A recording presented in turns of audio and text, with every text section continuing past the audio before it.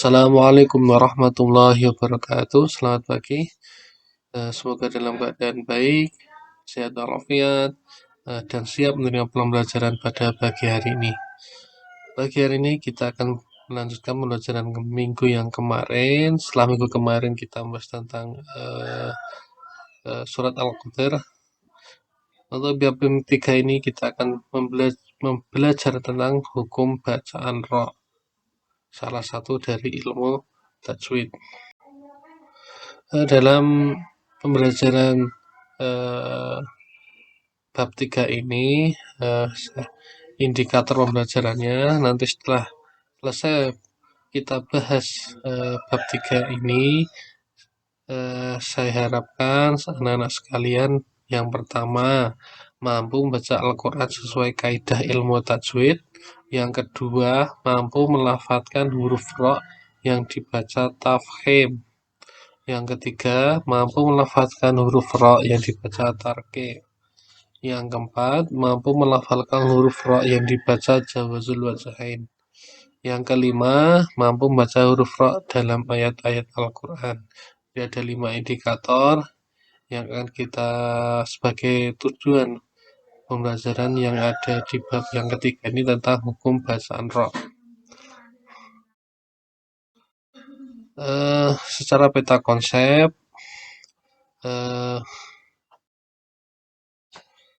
ada 4 ya, ada 4 sub peta konsep. Yang pertama adalah kompetensi spiritual. Itu diharapkan anak-anak sekalian dapat menerima keutamaan baca Al-Quran dengan cara yang baik dan benar sesuai kaidah-kaidah ilmu tajwid. Yang kedua dari sikap sosial, Bapak harapkan anak-anak sekalian mampu menjalankan sikap tanggung jawab dalam melaksanakan tugas dan kejujuran ya. Jadi ketika mengerjakan tugas silahkan dikerjakan dengan baik sebaik-baiknya dan dikerjakan dengan kemampuan masing-masing. Yang ketiga tentang kompetensi pengetahuan, berarti diharapkan anak-anak sekalian dapat menerapkan hukum bacaan tafkhim, tarqiq, dan jawazul wajhain. Yang keempat dari segi praktek atau keterampilan, jadi siswa itu diharapkan terampil melafalkan ayat Al-Quran yang ada di huruf ra. Serta dapat secara terampil membaca ayat-ayat Al-Quran yang ada huruf ra.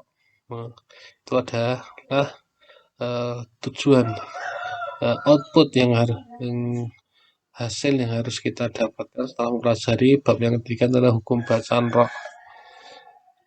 Untuk mengawali pembelajaran pagi hari ini, langsung saja kita amati dan ceritakan gambar berikut.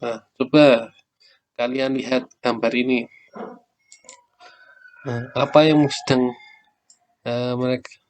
sedang dilakukan oleh anak ini? Itu sedang berduduk, sedang ada Al-Quran. Berarti anak ini sedang membaca Al-Quran. Ini ada lampu-lampu, berarti sedang lomba dalam baca Al-Quran atau qiraah.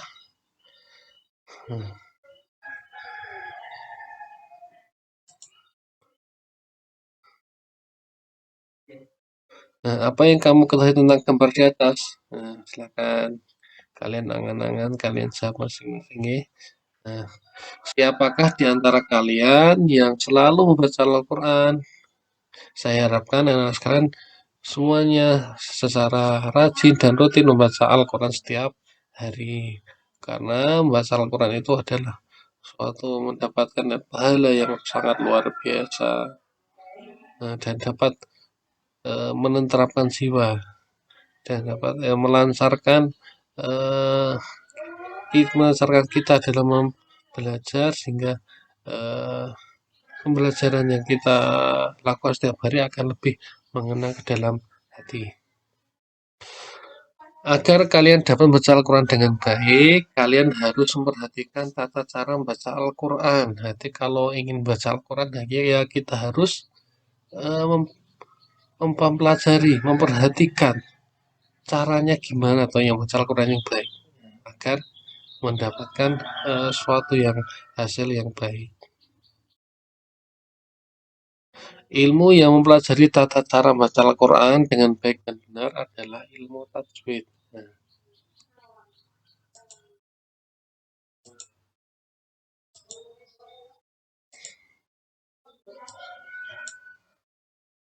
ilmu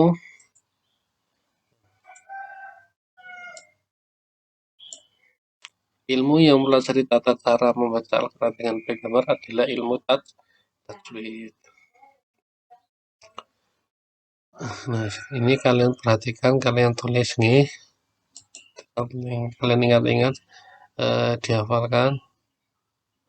Ilmu yang mempelajari tata cara membaca Al-Quran dengan baik dan benar adalah ilmu tajwid. Nih. Nah, belajar ilmu tajwid hukumnya fardu kifayah. Nah, fardu kifayah. Nanti mempelajari eh, ilmu tajwid hukumnya fardu kifayah. Fardu kifayah itu apa? Nah, fardu kifayah adalah hukumnya wajib di suatu lingkungan atau masyarakat itu minimal harus ada yang mempelajari ilmu tersebut. Misalnya dalam satu desa atau pos harus ada minimal satu lah, ada beberapa orang yang paham tentang ilmu tajwid, paham atau belajar ilmu tajwid. Nah, sehingga dalam satu wilayah tersebut tidak akan berdosa. Tetapi jika ada tidak ada satupun yang mempelajari ilmu tajwid itu, maka dalam seluruh masyarakat yang ada di wilayah itu berdosa. Jadi fardu kifayah. Jadi wilayah tersebut tidak akan berdosa jika ada satu orang saja dua orang yang mempelajari tentang ilmu tajwid. Maka gugurlah kewajiban bagi masyarakat yang lain, minimal harus ada yang mempelajari ya tentang ilmu tajwid ini. Tapi saya yakin dalam uh, wilayah ini wilayah misalnya wilayah Topos itu pasti banyak yang paham tentang ilmu tajwid, terutama yang guru-guru ngaji itu pasti paham tentang ilmu tajwid. Maka saya sarankan anak-anak sekalian rutin untuk belajar di masjid atau istilahnya ngaji di masjid entah itu TPA atau semacamnya. Nah, membaca Al-Quran dengan menggunakan ilmu tajwid hukumnya fardu ain, hukumnya wajib. Berarti membaca Al-Quran dengan tajwid itu hukumnya wajib dengan ilmu tajwid. Jangan baca Al-Quran itu yang penting bunyi, yang penting jalan. Tapi kita sedikit demi sedikit menggunakan ilmu tajwid dalam membaca Al-Quran. Nah, untuk itu kalian harus belajar tentang ilmu tajwid. Nah, ya, yang seperti akan kita lakukan pada bab yang ketiga ini itu adalah salah satu ilmu tajwid. Membaca Al-Quran dengan baik dan benar merupakan ibadah, sedangkan membaca Al-Quran dengan tidak menggunakan ilmu tajwid punya dosa. Nah, sudahkah kalian mengetahui hukum bacaan roh? Nah, pada pelajaran kali ini kita akan belajar dan mengenal hukum bacaan roh. Nah, pertama kita akan mengenal hukum bacaan roh. Ini salah satu huruf hijaiyah ya, huruf roh. Nah, dalam baca ayat Al-Quran harus sesuai dengan kaidah ilmu tajwid. Dengan menerapkan ilmu tajwid, bacaan kita menjadi fasih. Salah satunya adalah huruf ro. Salah satunya adalah baca huruf ro sesuai dengan ilmu tajwid. Fasih itu apa? Fasih itu lancar. Ini paham? Itu lancar. Nah, cara membaca huruf ro yang sesuai dengan kaidah ilmu tajwid itu ada 3 macam. Yang pertama tafkhim. Jadi ro itu dibaca tebal. Tafkhim itu tebal, oke. Nasrullah, nah, ro-nya itu kan tebal. Nasrullah, nah, ro-nya nasr. nasr, nasrullah. Misalnya itu.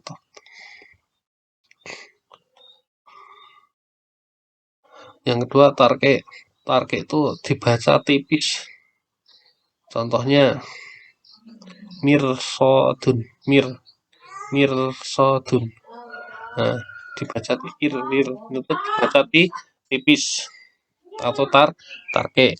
Yang ketiga jawazul wajahain, dibaca dua wajah, tafhim atau tarke, jawazul wajahain.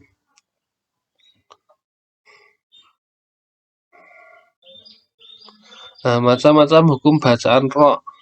Ayo cermati gambar berikut. Ini ada seorang guru mengajari siswanya dalam baca Al-Quran.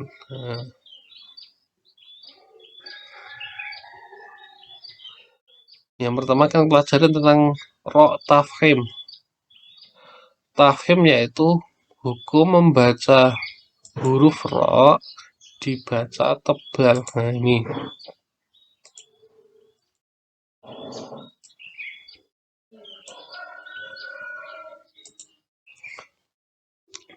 ro dibaca tafhim. Tafhim yaitu hukum bacaan ro yang dengan dibaca tebal. Hukum baca ro dibaca tebal dengan syarat atau apabila yang pertama huruf ro itu berharokat fathah atau fathah tanwin. Jadi setiap ada ro ada fathah atau ada tanda fathah tanwin itu dibaca tebal. Contohnya ini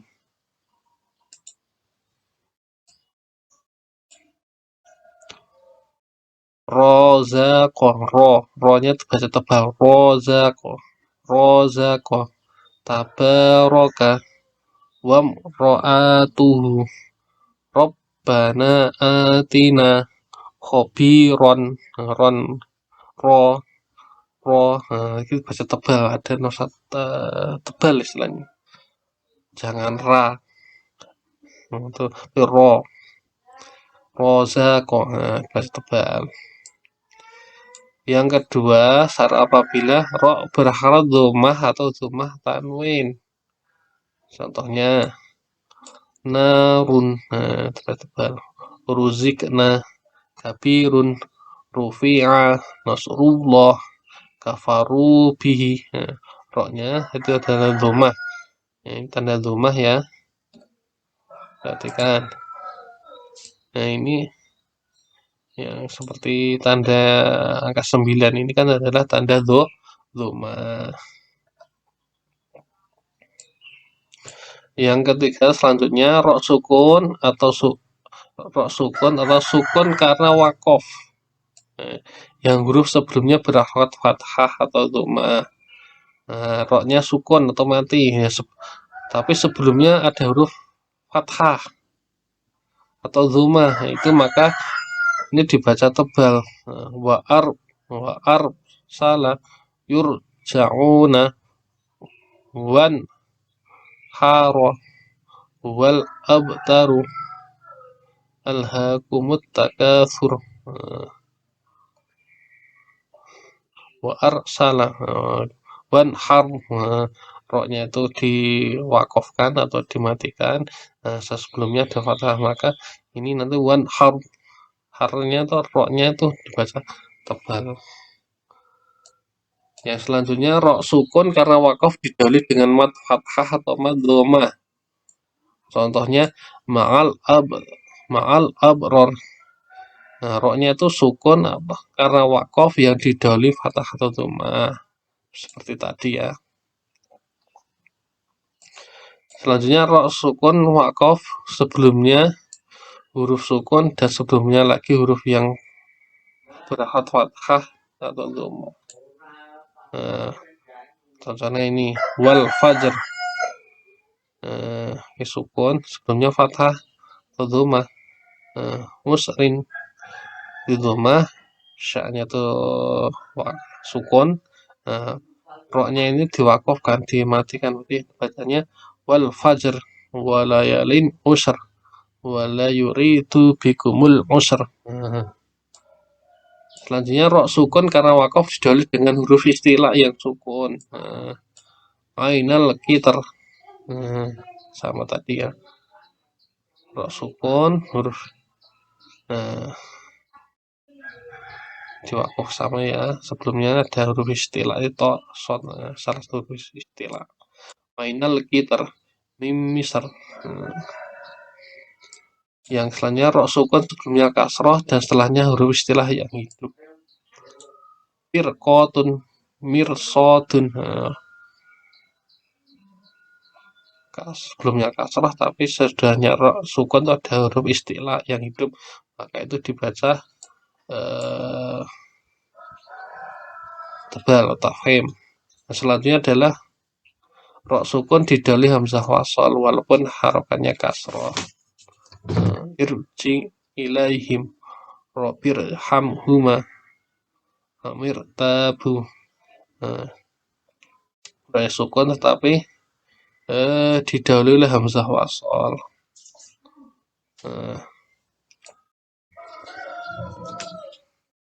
Coba kalian praktekkan membaca huruf bacaan ro secara tafkhim. Contohnya sekarang kita coba baca surat Al-Kautsar ayat 1 sampai 3. Perhatikan ya. Bismillahirrahmanirrahim.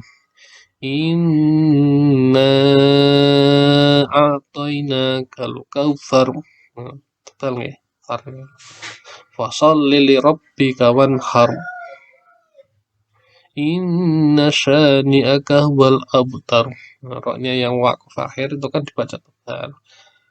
Mungkin untuk pertemuan pagi hari ini. Jadi sebelum saya akhiri, jadi kita simpulkan bahwa baca Al-Quran itu wajib menggunakan ilmu tajwid. Ilmu tajwid itu apa? Ilmu tajwid adalah ilmu yang mempelajari tata cara baca hukum, tata cara baca Al-Quran. Salah satu yang akan pelajari pada bab ini adalah hukum bacaan ro, yaitu dibagi 3, yaitu tafkhim, tarke, dan jawazul bacain. Untuk tugas pada pagi hari ini, silahkan tulis materi yang saya bagikan nanti di file tersendiri. Nah, nanti setelah selesai menulis, silahkan difoto dan dikirimkan lewat Japri. Cukup saya pembelajaran pagi hari ini. Assalamualaikum warahmatullahi wabarakatuh.